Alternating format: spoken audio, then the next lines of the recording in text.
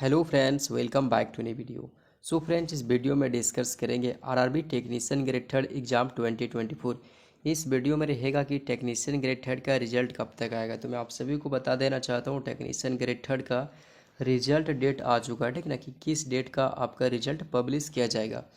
और मैं आप सभी को बता देना चाहता हूँ जिस भी कैंडिडेट का लग रहा है कि हाँ मेरा टेक्नीशियन ग्रेड थर्ड में सिलेक्शन हो जाएगा, मेरा अच्छा नंबर है, तो उन सभी कैंडिडेट को मैं बोलना चाहता हूँ कि आप सभी को ये आप 15 डॉक्यूमेंट तैयार करके रखना है। अगर आप अभी से तैयार करके नहीं रखेंगे, जब आपका डॉक्यूमेंट वेरिफिकेशन का डेट आ जाएगा तो आप उस समय घबरा जाओगे, ठीक है ना। डॉक्यूमेंट क्योंकि तैयार करने में समय लगता है, आपको सारा डॉक्यूमेंट बनवाना पड़ेगा। तो आप लोग से रिक्वेस्ट है कौन कौन से डॉक्यूमेंट लगेंगे वो इस वीडियो में हम चर्चा करेंगे। और आप सभी के लिए मैं बताना चाहता हूँ कि कितने कैंडिडेट को नॉर्मलाइजेशन मार्क्स में अच्छा नंबर मिलेगा, और जिस भी कैंडिडेट का हार्ड शिफ्ट है उस कैंडिडेट को 5 से 6 नंबर नॉर्मलाइजेशन मिलेगा, और जिस भी कैंडिडेट का आपका नॉर्मल शिफ्ट है यानी कि इजी शिफ्ट है उन सभी कैंडिडेट का माइनस भी नंबर हो सकता है। तो इस बात को आपको ध्यान रखना है, ठीक है। उसके बाद हम बात करेंगे जोन वाइज कट ऑफ के। टेक्नीशियन ग्रेड थर्ड का जितने भी ट्रेड हैं सभी ट्रेड का कट ऑफ क्या रहेगी, जोन वाइज ट्रेड में कवर करूँगा। तो आप सभी कैंडिडेट से रिक्वेस्ट है कि इस वीडियो पे कंटिन्यू आप लोग बने रहिएगा। वो टेलीग्राम नहीं ज्वाइन किए तो लिंक डिस्क्रिप्शन बॉक्स में है, या तो मैं कम्युनिटी पोस्ट में दे दिया हूँ, या तो फिर कमेंट बॉक्स में पिन कर दिया हूँ टेलीग्राम चैनल का लिंक। आप लोग वहाँ से ज्वाइन कर लीजिएगा, क्योंकि सबसे पहले इन्फॉर्म आपको टेलीग्राम पे प्रोवाइड किए जाते हैं। और आप सभी के लिए फ्री स्टडी मटेरियल पीडीएफ वगैरह आपको सबसे पहले टेलीग्राम पे भेजे जाते हैं। तो चलिए आज की क्लास को हम कंटिन्यू करते हैं। तो दोस्तों, उससे पहले मैं बता देना चाहता हूँ कि देखिए मैंने आरआरबी गुवाहाटी का टेक्नीशियन ग्रेड थर्ड का मैंने आरटीआई लगाया था, ठीक है। तो आरटीआई आप देख सकते हो, ये आपका 14 जनवरी का आरटीआई लगाया गया था। आरआरबी की बात करें तो ये आरआरबी गुवाहाटी है, ठीक ना।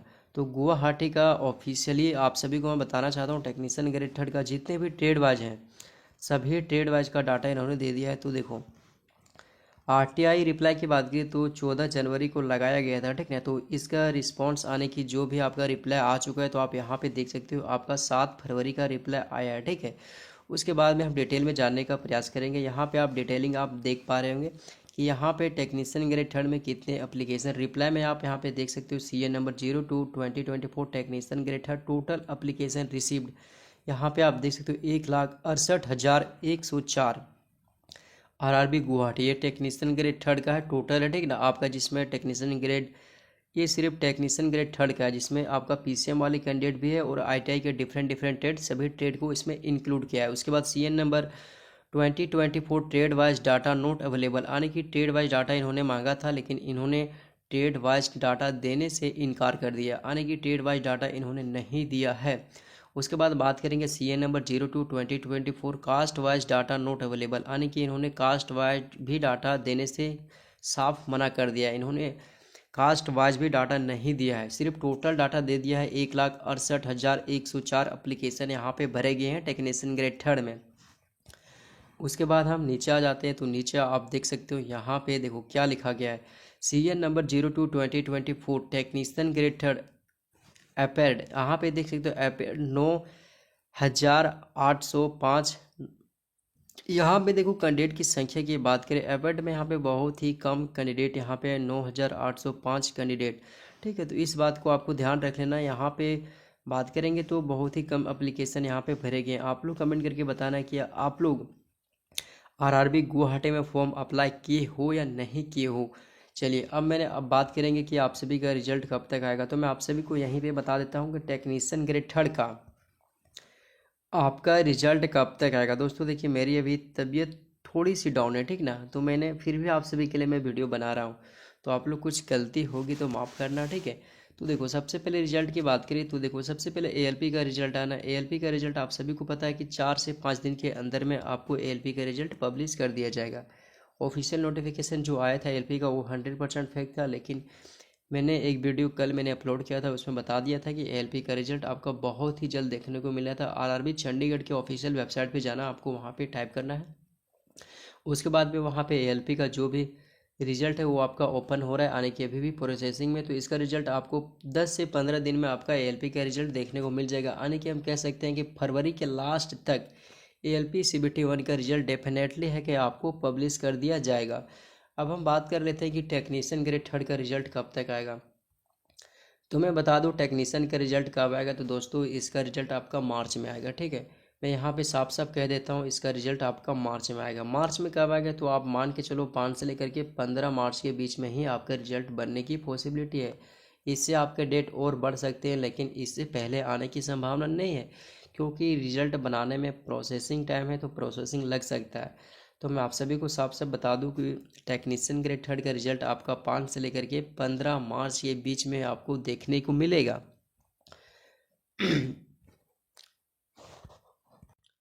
चलिए, तो मैंने रिजल्ट के बारे में बता दिया कि एलपी का रिजल्ट कब आएगा और टेक्नीशियन ग्रेड थर्ड का रिजल्ट कब आएगा। अब हम बात कर लेते हैं कि आपके कौन कौन से ऐसे डॉक्यूमेंट हैं जो आपको तैयार करके रखना है। तो सबसे पहले यहाँ पे मैं बता दूँ, जिस भी कैंडिडेट का लग रहा है कि मेरा सिलेक्शन यहाँ पे हो जाएगा टेक्नीशियन ग्रेड थर्ड में, तो मैं सबसे पहला डॉक्यूमेंट आप सभी को बता देना चाहता हूँ। देखो, सबसे पहले मैं 10th की बात करूँ तो 10th का सारा सर्टिफिकेट आप सभी के पास होगा। कोई ऐसा कैंडिडेट नहीं होगा जिसका भी 10th का सर्टिफिकेट नहीं होगा, सभी कैंडिडेट का 10th का सर्टिफिकेट होगा। उसके बाद ITI की बात करें तो ITI का भी सर्टिफिकेट सभी कैंडिडेट के पास होगा। आधार कार्ड सभी कैंडिडेट के पास होगा, पैन कार्ड भी सभी कैंडिडेट के पास होगा, फ़ोटो भी सभी कैंडिडेट के पास होगा। और आप सभी को जो मोस्ट इम्पोर्टेंट डॉक्यूमेंट होता है ना, वो आपका होता है कास्ट सर्टिफिकेट। कास्ट सर्टिफिकेट होता है, जैसे मैं आपको OBC कैंडिडेट के लिए OBC कैंडिडेट के NCL सर्टिफिकेट चाहिए, NCL सर्टिफिकेट चाहिए, उनको बनवाना पड़ेगा। दोस्तों ये सर्टिफिकेट आप लोग OBC कैंडिडेट वाले आप लोग NCL सर्टिफिकेट बनवा लेना। ये जो सर्टिफिकेट आप बनवाओगे ना, ये सर्टिफिकेट आपको सेंट्रल लेवल से बनाना है। आप किसी भी स्टेट से बिलोंग करते हैं, वहाँ से आप अप्लाई करेंगे, ऑनलाइन अप्लाई करेंगे, तो आप सभी का सेंट्रल लेवल से आपका ये OBC NCL सर्टिफिकेट बन जाएगा, ठीक ना। आपको ध्यान रखना है कि आपको सेंट्रल लेवल से बनवाना है, ना कि आप लोग OBC सर्टिफिकेट सिर्फ आने की जो जाति अवश्य आय बोलता है ना, जाति कास्ट, वो बनवा के चले गए। नहीं, ऐसा नहीं करना है। देखो, सबसे पहले बता दो, जो भी कैंडिडेट, देखो सबसे पहले आपको एक इनकम बनाना पड़ेगा, उसके बाद रेसिडेंटल बनाना पड़ेगा, उसके बाद एक कास्ट सर्टिफिकेट, यानी कि 3 सर्टिफिकेट आपको ये ऑनलाइन बनाना पड़ेगा।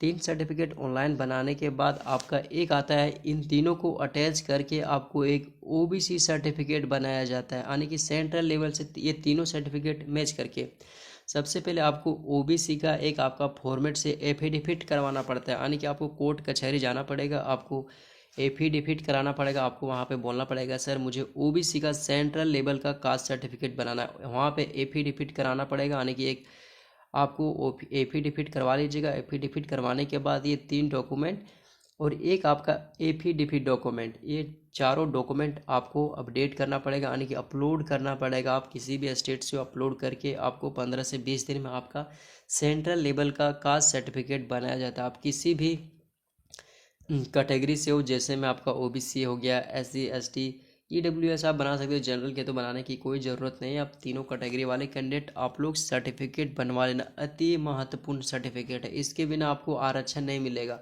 अगर आपके OBC सर्टिफिकेट नहीं तो आरक्षण नहीं मिलेगा, आपको जनरल में काउंट कर लिया जाएगा, तो यहाँ पे आपका कट ऑफ ज़्यादा चला जाएगा, तो फिर आपका सिलेक्शन रुक जाएगा। इस बात को आपको ध्यान रख लेना है। चलिए अब हम बात कर लेते हैं कि कितने ऐसे कैंडिडेट हैं जिसका नॉर्मलाइजेशन मार्क्स आपको 5 से 7 नंबर तक मिलेगा। तो सबसे पहले ये बता दूं, ये ALP का डाटा है, ठीक ना। टेक्नीशियन का ऐसा ही डाटा आपको देखने को मिलेगा।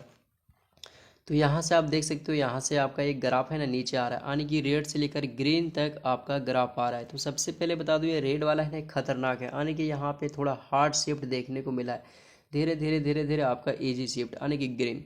तो मैं आप सभी को यहाँ पे बता देता हूँ, जिस भी कैंडिडेट का रेड में है, यानी कि सबसे खतरनाक शिफ्ट आपका ये है, ठीक है। उसके बाद ये है, ये है, ये है, ये है, यानी कि आपका 3 शिफ्ट या 4 शिफ्ट के अंतर्गत आपका एग्ज़ाम है। तो आप ध्यान रखिएगा, इन सभी शिफ्टों में आपको 5 से लेकर के 4, 5 या 6 नंबर तक आपका नॉर्मलाइजेशन नंबर देखने को मिलेगा। और इधर आ जाते हैं, थोड़ा सा यहाँ पे ग्रीन और थोड़ा सा रेड ले लेते हैं, तो यहाँ पे आपको नॉर्मलाइजेशन नंबर ज़्यादा नहीं मिलेगा। यहाँ पे 2 से लेकर के 4 नंबर तक नॉर्मलाइजेशन देखने को मिलेगा। उसके बाद में यहाँ पे टोटली हम ग्रीन की बात करें तो टोटली ग्रीन में आ जाते हैं। तो यहाँ पे क्या होगा, किसी कैंडिडेट का 1 नंबर नॉर्मलाइजेशन मिलेगा, किसी कैंडिडेट का 2 नंबर नॉर्मलाइजेशन मिलेगा, और किसी कैंडिडेट का नॉर्मलाइजेशन माइनस भी हो सकता है। किसी के 1 नंबर माइनस, किसी का 2 नंबर माइनस हो सकता है, किसी का 0 नंबर तक माइनस आपको देखने को मिलेगा। क्योंकि ये आपका इजी शिफ्ट है, तो इजी शिफ्ट का और इसका ही नॉर्मलाइजेशन फार्मूला होता है, उसके अकॉर्डिंग आपको बेस के आधार पे किया जाता है नॉर्मलाइजेशन। तो आप सभी लोग ने समझ में आ गया होगा कि किस किस कैंडिडेट का कितने नंबर नॉर्मलाइजेशन मिल सकते हैं। तो मैं आप सभी को बता देना चाहता हूँ कि दोस्तों यही आपका सिनेरियो रहने वाला है नॉर्मलाइजेशन की। अब हम बात कर लेते हैं थोड़ा कट ऑफ की, कट ऑफ आपकी क्या रहने वाली। चलिए अब हम बात कर लेते हैं कट ऑफ की, आपकी टेक्नीशियन ग्रेड थर्ड की कट ऑफ क्या जाएगी। तो सबसे पहले हम कट ऑफ की बात करें तो यहाँ पे पीसीएम वाले कैंडिडेट को ले लेता हूँ दोस्तों, ये रो मार्क्स में बता रहा हूँ, ठीक है। अगर इतने आपके रो मार्क्स आ जा रहे हैं तो आपका सिलेक्शन यहाँ पे होने की चांस है। सबसे पहले पीसीएम की बात करें तो यहाँ पे 85 वाले कैंडिडेट सेफ रहेंगे। 85 से नीचे वाले कैंडिडेट भूल जाना कि मेरा सिलेक्शन होगा पीसीएम में किसी भी कैटेगरी से हो, ठीक है। इलेक्ट्रीशियन की बात करें तो इलेक्ट्रीशियन में आप समझ लो यहाँ पे लगभग 80 प्लस लेके चलना है भाई लोग, 80 प्लस लेके चलना है तभी आपका यहाँ पे सिलेक्शन होगा।